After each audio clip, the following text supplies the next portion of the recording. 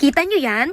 Tara, magluto tayo ng adobong atay ng baboy na may kaunting sitaw. Tulog pa nga ako nang iutos nga ito ni mama na lutuin ko nga raw yung binili niyang atay ng baboy. May patatas pala siyang binili para ilahok dito pero hindi ko nga yun naintindihan. Dahil nga kasarap pa ng aking tulog nung siya nga ay nagsasabi. Kaya naman pagkagising ko ay pumunta na nga agad ako dun sa bahay ni ate dahil meron nga siya dun na tanim na mga sitaw. Sitaw nga ang napili kong ilahok dito dahil nung nakarang araw pa nga ako napapagusto sa adobong sitaw. Iilang kasangkapan nga lang palang gagamitin natin dito dahil ito naman ay adobo lamang. Sa mga ricado ay gagamit lamang ako dito ng sibuyas at bawang. Sa gulay ay ito nga lang sitaw at ang ating star of the night ay itong atay ng baboy. 3/4 nga pala ang kilo ng mga atay na ito at nagkakalaga nga ito ng 220 pesos. Dito nga lang pala ito binili ni mama sa malapit na bilihan ng karing baboy dito sa may amin kaya medyo mura. Maglalagay pala ako dito ng 2 piraso ng kalamansi para pangtanggal ng lansa at maglalagay din ako dito ng kaunting toyo. Pagkalipas ng 30 minutos ay isinalang ko na nga itong kawali na gagamitin ko sa pagpiprito dito sa mga atay. Half cook nga lang ang gusto kong luto dito kaya naman hindi ko nga ito pinatagal dito sa apoy. Ayoko kasing tumigas itong mga atay kaya naman hindi ko talaga ito sinobrahan sa pagkakaluto. Inaantay ko lang na maging ganyan nga yung kanyang kulay at pagkatapos ay inaahon ko na nga rin ang mga ito. Medyo marami nga ito kaya naman inulit ko lamang yung proseso hanggang sa matapos nga ako sa pagpiprito nitong mga atay ng baboy. At kitang-kita nyo naman mga mare na talagang half cook pa nga ang pagkakaluto ko dito dahil nga may dugo-dugo pang lumalabas sa kanya. Ayaw na ayaw ko kasing masosobrahan ito sa luto dahil nga tumitigas. Sinadya ko talaga na malalaki nga pala ang hiwa nitong mga atay para mamaya ay hindi na nga kami mahirapan sa pagpili ng mga lahok. Dito sa pinaglutuan ko nitong atay ay dito na nga rin pala ako magigisa dahil sayang naman yung kanyang lasang na iwan sa kawali. Hinalo ko lang talaga ng mabilisan dahil baka nga masunog. Nung lumabas na yung aroma ng sibuyas at bawang ay nilagay ko na nga rin pala itong mga ginayat at hinugasan kong sitaw kanina. Hinalo ko lamang ng maayos at pagkatapos ay naglagay ako ng toyo,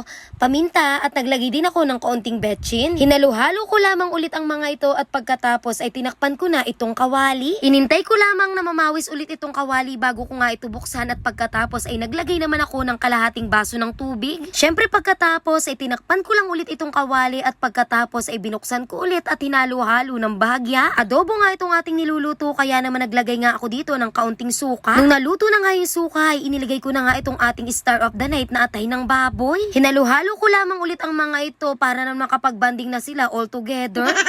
Tapos yun, hinalo ko lamang ulit ito ng hinalo hanggang sa magsawa na ako sa paghalo. Dahil wala naman talaga tayong ibang gagawin dito kundi maghalo ng maghalo dahil nga tayo ay nagluluto. At oo mga mare, perfect na nga pala yan kaya naman aahunin ko na. Hindi ko na talaga patatagalin yan dyan sa apoy dahil nga ayokong malutong masyado itong ating mga atay. Grabe mare, ang sarap, ang lambot, basta hindi ko maipaliwanag ang sarap niyan kaya kain na tayo, wag na kayo magpaabyad dyan. Oh, ano pang iniintay mo?